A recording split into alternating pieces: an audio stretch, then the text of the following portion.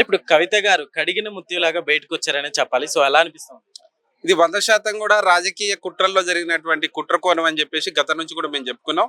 ఆమె కేసీఆర్ గారి బిడ్డ, మెంబర్ ఆఫ్ పార్లమెంట్ గా చేసింది. భారతదేశ వ్యాప్తంగా తెలంగాణ సమస్యల్ని తన గళాన్ని పార్లమెంట్ లో వినిపించినటువంటి వ్యక్తి. తప్పు చేయాల్సినటువంటి అవసరం లేదు.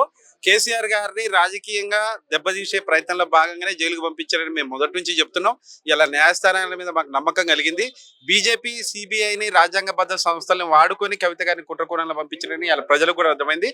ఇలా ఇది మా అందరికి కూడా చాలా సంతోషకరమైన విషయం. తెలంగాణలోనే కాదు, రాష్ట్ర రాజకీయాలతో పాటు దేశ రాజకీయాలు కూడా కీలక పరిణామాలు చోటు చేసుకుపోతున్నాయని మేము నమ్ముతున్నాం.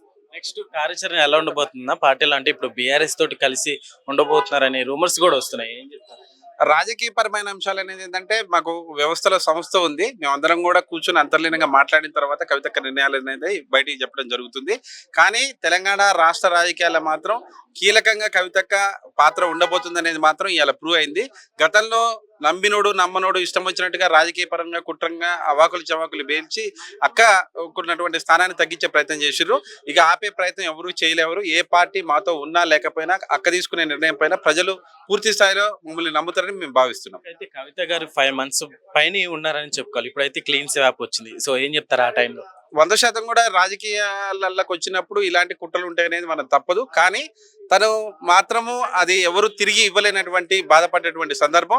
తను రాటుదేలింది తెలంగాణ ప్రజల కోసం ఏదైనా చేయాలనే బలమైన నమ్మకంతో జైలు నుంచి వచ్చిన తర్వాత తన నిర్ణయాలలో కూడా చాలా మార్పులు రావడం జరిగింది. దక్షిణ భారతదేశంలో ఇలా జయలలిత గారి తర్వాత మళ్ళీ చెప్తున్నాం, దేశ రాజకీయాలలో రాష్ట్ర రాజకీయాలలో కీలక పరిణామంగా కవితకు మాత్రం నిలబడబోతుంది. 100% కూడా తను జైలుకు పోయిన పరిణామాలు కూడా ప్రజల కోసం భరించింది.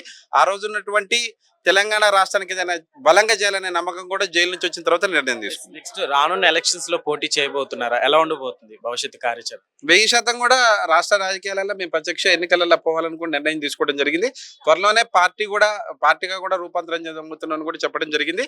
ఈ అంశంతో ఇక మా పార్టీ మేము తీసుకునే నిర్ణయాలు అనేవి ప్రజల్లోకి తొందరగా పోతాము, మమ్మల్ని బలంగా నమ్మే పరిస్థితి ఉంటుందని మేము కూడా నమ్ముతున్నాం.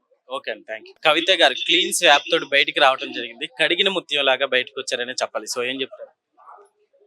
ఇంతకు ముందు కేసీఆర్ సార్ గారే ప్రెస్ మీట్ లో క్లియర్ గా చెప్పారు, నా కూతురు కడిగిన ముత్యం లాగా బయటికి వస్తుంది అని. అదే జరిగింది ఈ రోజు. కేసీఆర్ సార్ కానీ అందరికీ, బీఆర్ఎస్ పార్టీ నాయకులకి అందరికీ తెలుసు అక్క కడిగిన ముత్యం లాగా బయటికి వస్తుంది అని. కానీ కొంతమంది భ్రష్టు పట్టించడానికి కొంతమంది నాయకులు కావాలని అలా అరెస్ట్ చేశారు. కానీ ఈ రోజు ఏదన్నా వచ్చింది, క్లీన్ షీట్ వచ్చింది కాబట్టి చాలా హ్యాపీగా ఉన్నాం, చాలా సంతోషంగా ఉన్నాం. తెలంగాణ ప్రజలందరూ చాలా హ్యాపీగా ఉన్నారు. ఈ విజయాన్ని ఎలా చూస్తారు? మేము చాలా హ్యాపీగా చూస్తామండి. 2 సంవత్సరాల నుంచి చాలా ఆవేదన పడ్డాము.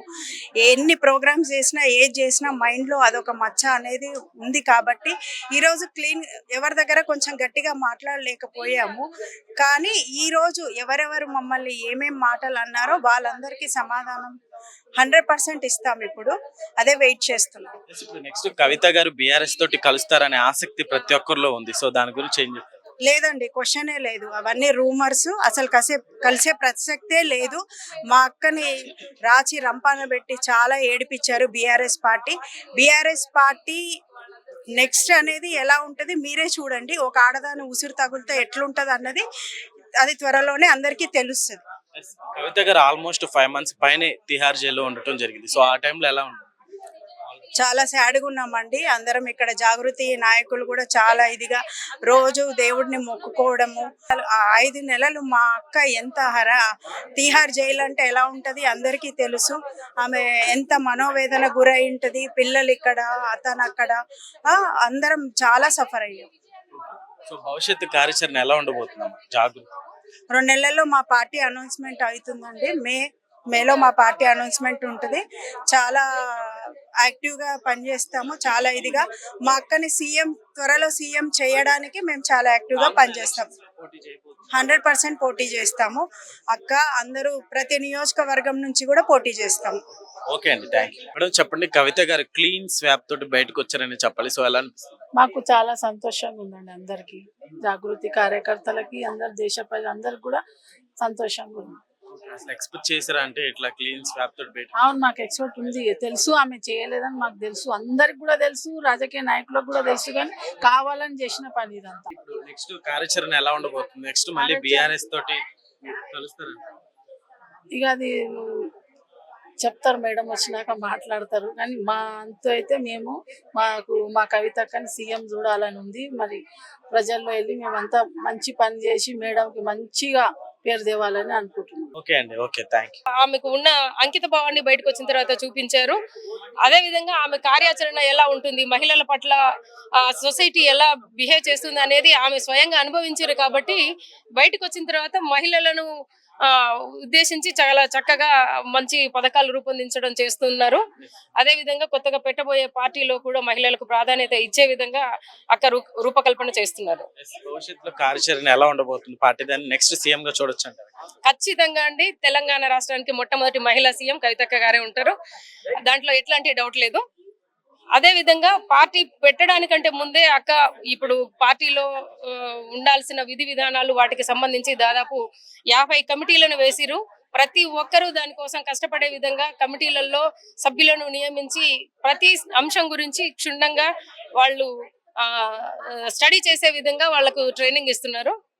కాబట్టి ఉండబోయే పార్టీ, రాబోయే పార్టీ మాత్రం చాలా అద్భుతంగా ఉంటది. అనిపిస్తుందమ్మా అంటే ఇప్పుడు కవిత గారు క్లీన్ స్వాప్ తోటి బయటకు వచ్చారు కదా, ఎలా అనిపిస్తుంది? అంటే మాకు కవితక్క గారికి గ్రీన్ చిట్ ఇచ్చినందుకు మాకు చాలా హ్యాపీగా ఉంది. కవితక్క గారు ఇంకా అన్ని పనులు చేయాలి. తను ఇప్పుడు సీఎం లెవెల్లో పోరాడుతున్నారు కాబట్టి తను సీఎం అయ్యే ఛాన్స్ ఉందని అనిపిస్తుంది మాకు. ఎందుకంటే కవితక్క గారు కూడా ఇప్పుడు పార్టీ పెట్టబోతున్నారు కదా, ఆ పార్టీలో కవితక్కదే ముందు చేయి ఉంటుందని మా అభిప్రాయం. మేము కూడా కవితక్క బాటలోనే నడుస్తున్నామని తెలుపుకుంటున్నాము. ఆ టైంలో అయితే చాలా మంది మేమందరం చాలా బాధపడ్డాము. కానీ అక్క కూడా ఆ బాధనంతా నిలదొక్కుని మళ్ళీ బయటికి వచ్చి తను నేరం చేయలేదని నిరూపించుకుంది. కాబట్టి ఇప్పుడు గ్రీన్ చిట్ రావడం జరిగింది. అందుకు మాకు అందరికీ హ్యాపీగా ఉంది. ఇప్పుడు అక్క పైన ఆరోపణలు ఎవరెవరైతే చేసిండ్రో ప్రభుత్వం వాళ్ళ పైన గట్టి చర్య తీసుకోవాలని కోరుకుంటున్నాం. అవునండి, ఇవన్నీ రాజకీయాల కుట్ర వల్లనే అయింది. మళ్ళీ తను బీఆర్ఎస్ పార్టీలోకి వెళ్ళనని కూడా అక్క డిక్లేర్ చేశారు. మేబీ తను అసలు వెళ్ళదు మాకు తెలిసినంత మటుకు. చేస్తారండి అక్క, ఎందుకంటే అక్క సీఎం కావాలని కోరుకుంటున్నాం. ఇప్పుడున్న పార్టీలు వీళ్ళందరూ మనకేం చేయట్లేదు కదా, సో అక్క సీఎం అయితే మాకు చాలా హెల్పింగ్ ఉంటుంది లేడీస్కి అందరికీ తను, ఎందుకంటే అందరికీ హెల్ప్ చేసే నేచర్ తనది కాబట్టి తను ముందుకు వస్తే బాగుంటుంది. తను సీఎం అవ్వాలని మేము కోరుకుంటున్నాం. జై తెలంగాణ, జై జాగృతి, జై కవితక్క. ఓకే అండి, థ్యాంక్ యూ.